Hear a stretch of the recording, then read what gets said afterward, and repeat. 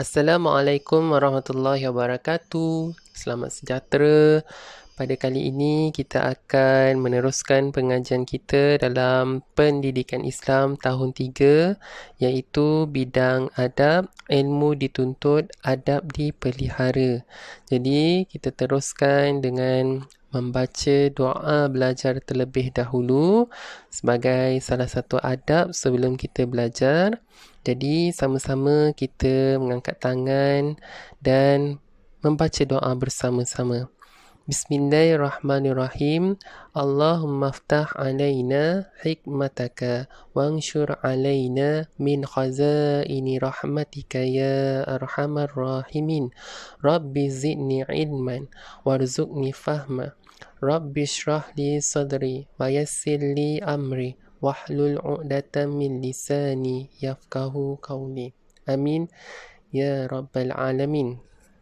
Baiklah, anak-anak murid yang dirahmati Allah, sebelum kita teruskan dengan pembelajaran kita, saya minta jasa baik anda untuk subscribe channel supaya tidak terlepas daripada video-video tentang pembelajaran ataupun isu pendidikan yang terkini. Jadi kita teruskan dengan apakah objektif pembelajaran hari ini. Jadi di akhir pembelajaran, murid-murid dapat yang pertama menyatakan dalil nakli yang berkaitan dengan menuntut ilmu. Yang kedua ialah menyatakan maksud fardu ain dan fardu kifayah. Yang ketiga, menyenarai kepentingan fardu ain dan fardu kifayah. Yang keempat, seterusnya ialah apakah adab-adab dalam menuntut ilmu dan kepentingan dalam mengamalkan adab dalam menuntut ilmu. Mari kita tengok dalil nakli berkaitan dengan menuntut ilmu.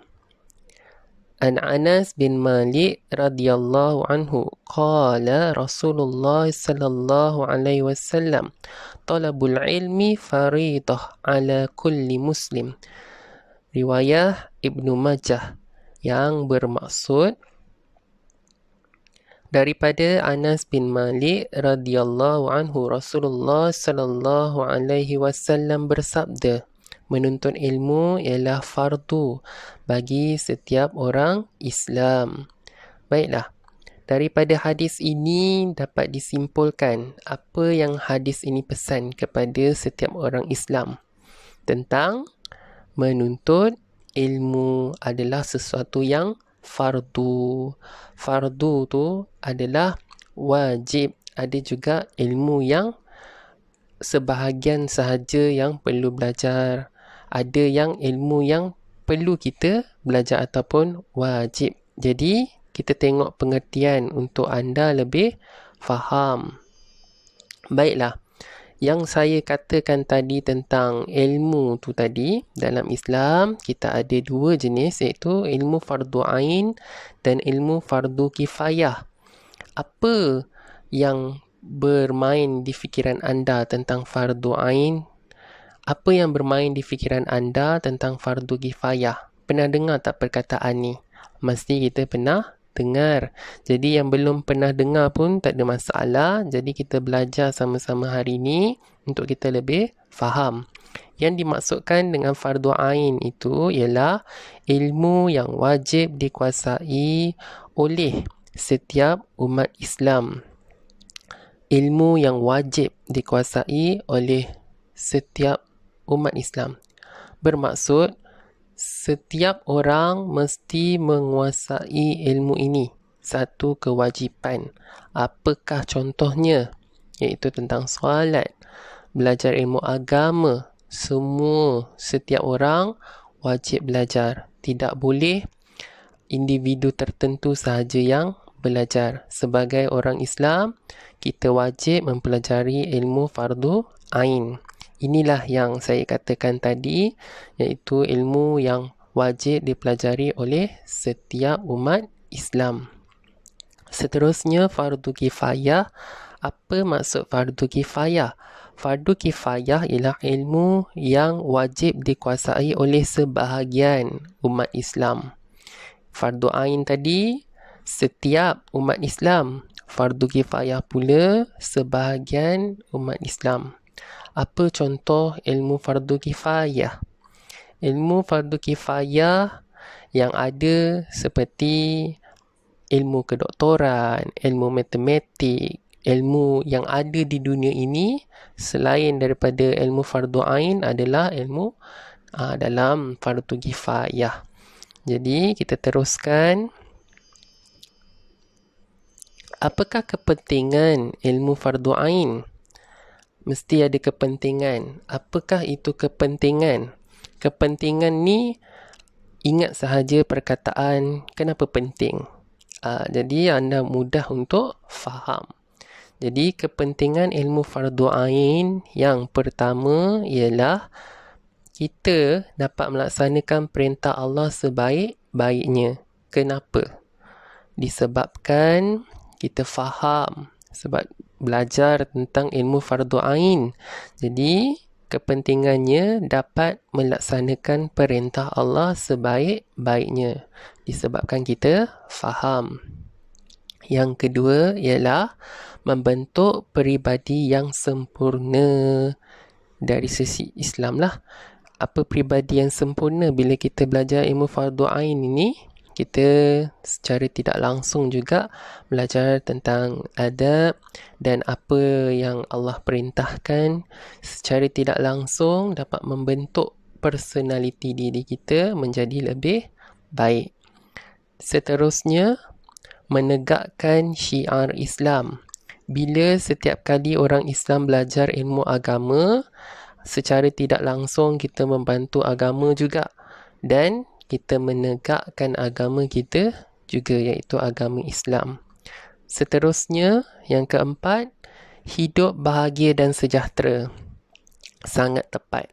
Kerana bila kita belajar ilmu agama itu, kita akan merasa bahagia dan hidup kita aman.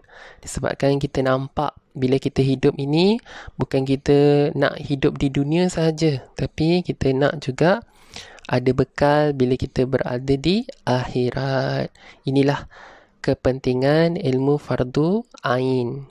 Seterusnya, kita nak pergi pula tentang kepentingan ilmu fardu kifayah. Apa pentingnya ilmu fardu kifayah ini? Seperti yang saya katakan tadi, sebahagian umat Islam sahaja. Ya? Jadi, pertama, mewujudkan masyarakat yang bekerjasama. Cuba tengok sekeliling. Kita bekerjasama kerana mempunyai pelbagai ilmu yang kita belajar. Contohnya tentang isu COVID sekarang ni. Okey? Ada doktor yang menjaga di hospital, tentera dan polis menjaga di jalan raya, dan ilmu-ilmu fardu kifayah inilah yang membantu antara satu sama lain dan menjadikan masyarakat kita dapat hidup dalam satu sistem yang sangat cantik. Okey, seterusnya kita teruskan melahirkan tenaga pakar dalam pelbagai bidang.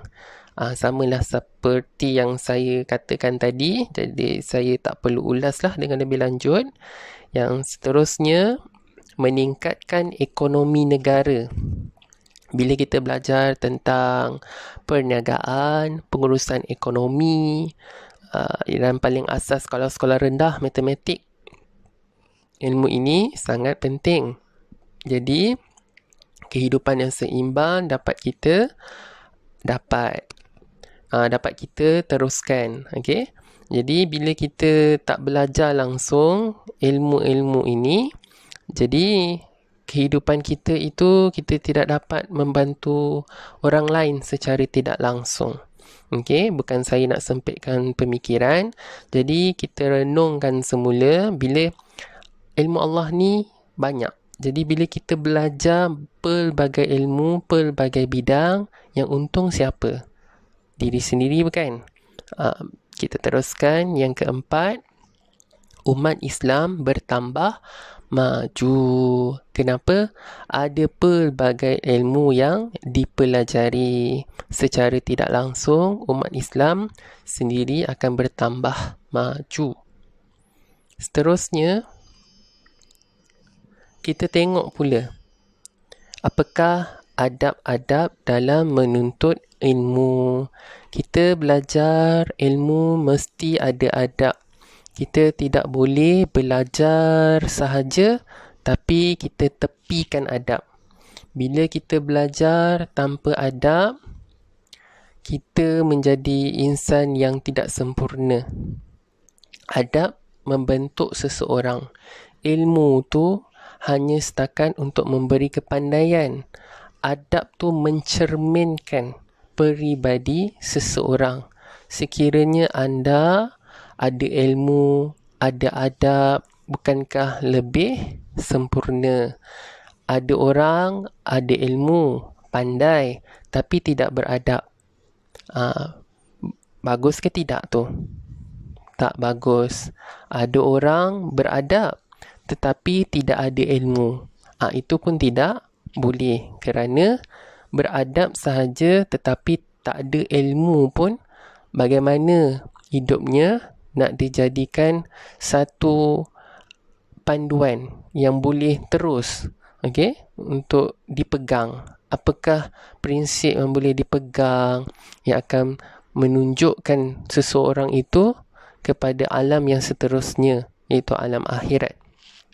Jadi, kita teruskan juga adab yang pertama dalam menuntut ilmu ini ialah kena berniat ikhlas.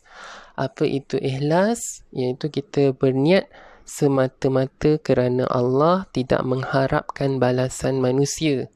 Bila kita belajar, kita mestilah niat kerana Allah Ta'ala. Jangan kita berniat nak belajar ni disebabkan kita nak tunjuk kita hebat. Bukan ya. Ataupun kita nak belajar ni disebabkan kita nak tunjukkan dekat orang lain betapa bagusnya diri kita. Samalah maksudnya. Itu pun tidak boleh. Yang kedua, apa adab dalam menuntut ilmu ini? Mestilah sabar. Menuntut ilmu tak akan selesai dalam satu hari. Jadi, bila kita belajar, kena sabar. Orang yang sabar selalu berjaya. Disebabkan bila kita belajar ni, ada macam-macam ujian. Jadi, bila kita tak tahan dengan ujian, macam mana nak berjaya? Okey? Ada belajar, ada kerja rumah tak nak buat. Bila tak nak buat kerja rumah tu, ujian yang sikit tu, macam mana nak berjaya? Cuba renungkan kepada diri anda sendiri. Yang seterusnya, adab dalam menuntut ilmu ini semestinya lah menghormati guru. Tak ada guru, tak ada ilmu. Tak ada ilmu, macam mana kita nak belajar? Bila ada guru, ada ilmu. Jadi, bukan saja kita nak ilmu tu. Siapa yang beri ilmu tu pun, kita perlu hormat. Bila kita hormat, barulah ilmu itu berkat. Dan tak perlu susah-susah belajar. Bila ilmu tu berkat, kita hormat kepada guru, insya-Allah akan jadi insan yang pandai. Seterusnya, bersopan santun. Pernah tengok ke dalam dunia ni, orang yang belajar tak ada sopan langsung? Ada tak contoh berjaya dalam kehidupan? Ada ke? Kalau tak ada, inilah Islam dah gariskan cukup cantik ya, iaitu bersopan dalam belajar. Contohnya apa sopan dalam belajar ni? Cara duduk, cara bercakap dengan guru, mestilah dengan suara yang baik, sopan, rendah. Jangan terjerit-jerit cakap. Di rumah lain, di sekolah lain. Okey? Namun di rumah dan di sekolah juga perlulah cakap dengan intonasi yang sesuai. Disebabkan di rumah ada siapa? Ibu bapa yang lebih tua. Jadi cakap dengan sopan. Di sekolah ada siapa? Ada guru, ada rakan. Perlu juga cakap dengan sopan. Jadi Seterusnya, apakah adab dalam menuntut ilmu ini? Bersungguh-sungguh dalam menuntut ilmu. Mestilah belajar dengan bersungguh-sungguh untuk berjaya. Bayangkan, bila anda berusaha buat ala kadar sahaja, adakah kejayaan itu kejayaan yang sebetul-betulnya kejayaan yang gemilang? Tidak. Kejayaan pun ala kadar lah, sebab bergantung kepada usaha anda. Lebih banyak anda buat, lebih banyak anda belajar, lebih banyak anda dapat, lebih berjaya. Okey, mudah-mudahan. Seterusnya, adab dalam menuntut ilmu ini mestilah menghindarkan diri daripada melakukan dosa. Apa contohnya? Dalam menuntut ilmu ni, jangan kita kurang ajar lah. Ayat yang paling mudah dengan guru kita. Bila belajar, dengar dengan patuh dan taat. Okay, bukan kita sembah cikgu tu, tapi belajar, fahamkan, tak faham, tanya. Cakap dengan sopan. Okay, jadi guru yang mendengar tu pun nak menjawab soalan awak ataupun nak bercakap, berkomunikasi dengan awak pun rasa selesa. Seterusnya, kita tengok. Adab seterusnya, sentiasa berdoa.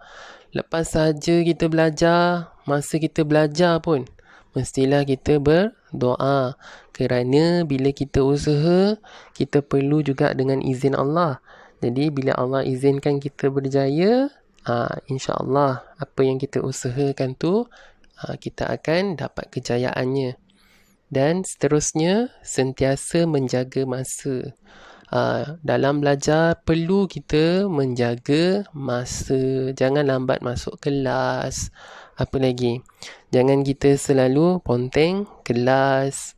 Sebab, bila kita belajar, kita tertinggal sedikit, macam mana kita nak faham?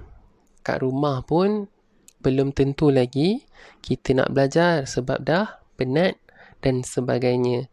Jadi, perlulah sentiasa menjaga masa. Seterusnya, kita tengok ya. Apakah kepentingan adab menuntut ilmu? Ada kepentingannya. Apa kepentingannya? Yang pertama, bila kita mengamalkan adab menuntut ilmu, pertama sekali lah, kita mudah memahami isi pelajaran. Bila kita mengamalkan adab, sudah tentulah kita faham apa yang guru kita ajar. Seterusnya, ilmu bertambah berkat. Mesti bertambah berkat kerana kita mengamalkan adab, jaga adab. InsyaAllah, ilmu yang kita belajar tu bertambah berkat. Apa petanda nak tahu ilmu kita itu berkat ataupun tidak? Bila kita belajar, kita tak lupa. Walaupun kita belajar benda tu dah lama dah tinggal, tapi kita masih lagi, kita boleh lagi ingat walaupun kita dah besar. Jadi itu bermaksud ilmu yang dipelajari itu berkat. Seterusnya, bermotivasi untuk belajar. Bila anda jaga adab dalam menuntut ilmu, sentiasa bermotivasi. Tak perlu susah-susah mak ayah suruh untuk belajar. Okay, anda sendiri yang akan belajar. Itu namanya bermotivasi. Seterusnya, disayangi guru dan rakan. Semestinya lah. Okay, bukan bermaksud guru tu pilih kasih. Tidak. Bila kita belajar, okay, kita mengamalkan adab dalam menuntut ilmu, jadi anda akan menjadi kesayangan rakan. Disenangi rakan, disenangi oleh guru. Seterusnya, akan diangkat darjat di sisi Allah Ta'ala. Orang yang belajar ni, menuntut ilmu, didoakan oleh ikan-ikan yang berada di lautan, hidup apa lagi yang ada di dalam dunia ini, akan mendoakan anda. Bila ada majlis ilmu sahaja, itulah dinamakan majlis yang berkat. Jadi tak putus-putus malaikat mendoakan anda. Jadi seterusnya kita teruskan. Apakah pentingnya adab menuntut ilmu ini? Anda sendiri akan bersemangat untuk mengamalkan ilmu yang dipelajari. Seterusnya, kita teruskan dengan kesimpulan. Pertama sekali, saya nak tanya baliklah kepada kamu semua. Apa itu dalil nakli yang berkaitan dengan adab menuntut ilmu? Ingat lagi ataupun tidak? Riwayah apa? Apa pesan hadis tu? Ingat lagi ataupun tidak? Jika tidak ingat, boleh ulang balik video ni supaya bermanfaat dan mudah untuk ingat. Seterusnya, ingat lagi tak? Apakah maksud fardu ain dan fardu kifayah? Kalau tak ingat, kenalah ulang semula. Bila kita belajar ni, kita ulang baru kita ingat. Tak ada masalah pun kalau lupa. Boleh ulang balik. Seterusnya, menyenarai kepentingan fardu ain dan fardu kifayah. Apakah kepentingan fardu ain? Apakah kepentingan fardu kifayah? Dan seterusnya, dapat menyenaraikan adab-adab dalam menuntut ilmu dan menyenaraikan kepentingan adab dalam menuntut ilmu. Jadi, segala yang baik itu semuanya datang dari Allah, dan yang buruk dan lemah itu datang dari diri saya sendiri. Dan sekiranya anda semua tidak mahu terlepas lagi, saya mohon jasa baik anda semua untuk subscribe channel saya supaya tidak terlepas daripada video-video pembelajaran maupun tentang isu pendidikan yang terkini. Sekiranya anda telah pun tekan subscribe, saya ucapkan ribuan terima kasih banyak-banyak. Sehingga kita berjumpa lagi di masa yang akan datang. Assalamualaikum warahmatullahi wabarakatuh.